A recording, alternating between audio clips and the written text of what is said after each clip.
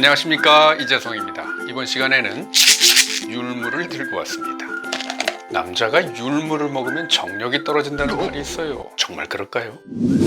의이명주라는 고사성어가 있습니다. 이게 율무에 얽힌 이야기입니다. 율무의 한약 명칭이 의이인입니다. 중국의 사기에 나오는 이야기입니다. 지금으로부터 약 2000년 전 중국 후한시대 광무제 때에 식민지 중에 하나였던 교지라는 땅에 반란이 일어났습니다. 여기서 교지는 지금은 베트남이 되어 있는 인도차이나 반도입니다. 광무제는 그 땅을 진압하기 위해서 당대 최고의 명장인 마원이라는 장군을 그 땅에 파견하는데요. 거기서 마원 장군이 이 율무라는 곡식에 푹 빠지게 된 것 같습니다. 자기가 살던 고향에서는 못 보던 곡식이거든요. 이 율무를 먹으니까 몸이 가벼워지고 그 아열대 지방에서 생기는 풍토병에도 안 걸리고, 그러니까 이 율무를 군량으로 비축해 두었다고 합니다. 마원 장군이 돌아올 때 말이죠, 금은 보화는 다 제쳐두고 이 율무만 수레에 가득 싣고 돌아왔다고 합니다. 사람들은 그 율무가 가득한 수레를 보고서는 저 안에 진주가 들었을 것이다 라고 오해했다고 합니다. 진주를 가득 싣고 돌아와서는 그걸 왕한테 보고하지도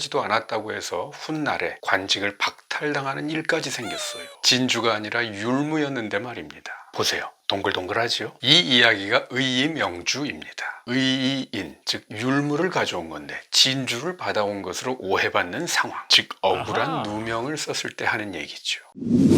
제가 보기엔 마원 장군은 물건의 가치를 제대로 이해하는 인물이었던 것 같습니다. 희귀한 물건은 부와 권세를 가진 사람들이나 가질 수 있는 겁니다. 그러나 율무 같은 곡식은 심어서 키우면 누구나 가질 수 있고 누구나 유익을 누릴 수 있으니 이것이야말로 진정 가치 있는 물건이 아니겠습니까? 그래서 자기 땅, 즉 북쪽 지역에서는 이런 걸 본 적이 없으니까 이걸 가져가서 심어야 되겠다 생각한 거죠. 자, 그로부터 2000년이 지난 지금 율무는 우리나라 전역에서도 재배되고 있습니다. 율무가 과연 남자들의 정력을 떨어뜨릴까요? 그 장군님도 먹었던 그 율무가? 저는 아직까지 그 근거를 찾을 수가 없네요. 누군가 자기만 좋은 거 먹으려고 지어낸 말은 아닌지. 율무는 쌀, 보리, 밀하고 비교하면 단백질이 꽤 많이 들어있습니다. 율무의 15% 정도가 단백질이니까 꽤 특이한 곡식입니다. 자신의 식단에서 단백질이 좀 부족하다 싶은 분들은요, 밥 지을 때 율무를 좀 넣어서 드시는 것도 괜찮을 것 같아요. 율무는 관절과 장에 있는 습기, 즉 요즘 말로 염증을 줄여주고요, 붓기를 빼주고 몸을 가볍게 해주는 효과가 있어요. 노릇노릇하게 볶은 다음에 그걸로 차를 끓여 마셔도 좋고요, 볶은 율무를 분쇄기로 갈아서 그걸로 죽을 써먹는 것도 좋습니다. 요즘에도 커피 자판기에서 율무차가 나오는지 모르겠어요. 예전에 한 친구가 자판기에서 율무차를 뽑아 먹으면 옆에 있던 친구가 야야, 율무 먹으면 정력 떨어져, 이런 소리를 하고는 했었어요. 그런데 말입니다, 그 자판기 율무차는 과연 율무차라고 할 수 있을까요? 율무가요, 그 가격이 만만치 않습니다. 이거 1kg에 15,000원에 샀어요. 근데 자판기용 율무차 가루가 1kg에 얼마인지 아세요? 제가 인터넷으로 좀 조사를 해봤습니다. 1kg에 싼 건 2,500원, 비싼 건 4,900원 정도 하더라고요. 그냥 가공을 하나도 안 한 율무가 1kg에 15,000원인데 뭔가 먹기 좋게 가공을 해서 만든 게 1kg에 3,000원이면 이건 뭐지? 그래서 그 율무차에 뭐가 들었는지 한번 살펴봤습니다.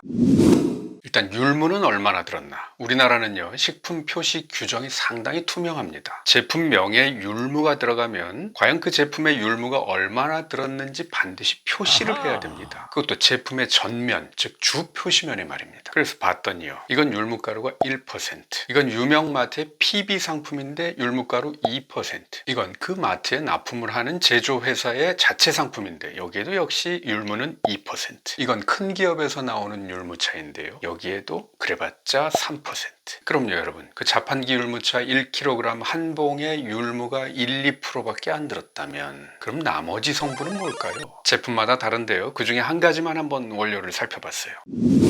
식품의 원재료를 표시할 때는요, 규정상 많이 사용된 순서대로 나열을 하도록 돼 있어요. 또는 제품 명칭에 들어간, 즉 주제가 되는 원재료는 맨 앞에다 표시하고 그 퍼센트를 적기도 합니다. 자, 이 제품은 가장 먼저 쓰인 것이 백설탕, 설탕. 그 다음이 백미분말, 쌀가루죠. 그 다음은 크리마 S, 이건 많은 사람들이 프림으로 알고 있는 그런 거 같은 거죠. 그 다음이 또 식물성 크림분, 이것도 뭐 프림 비슷한 겁니다. 제대로 말하면 크리머죠. 그 다음이 현미분, 대두분 말고 콩가루죠. 그 다음 알파콘, 그리고 그 다음 드디어 율무분. 여긴 퍼센트가 써있죠. 다른 데는 퍼센트 안 써있는데, 왜냐하면 제품명에 율무라는 단어가 들어가 있기 때문에 소비자의 알 권리를 위해서 율무가 얼마나 들어갔는지를 써야만 해요. 투명한 나라입니다. 그리고 나머지 들어간 게 정제염, 즉 소금, 그리고 이 가루들이 뭉치지 말라고 이산화 규소를 넣었습니다. 이산화 규소는 실리카죠. 실리카.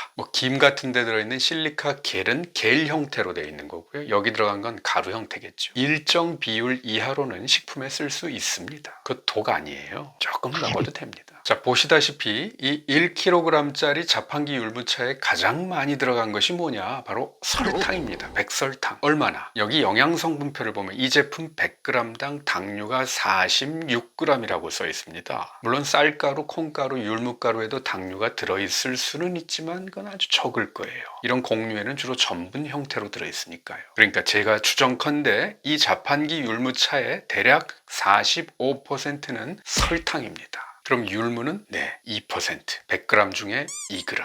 만약 이 율무차 한 잔 타먹을 때 가루를 20g을 넣어서 먹는다면 거기에 들어있는 율무는 얼마? 0.4g입니다.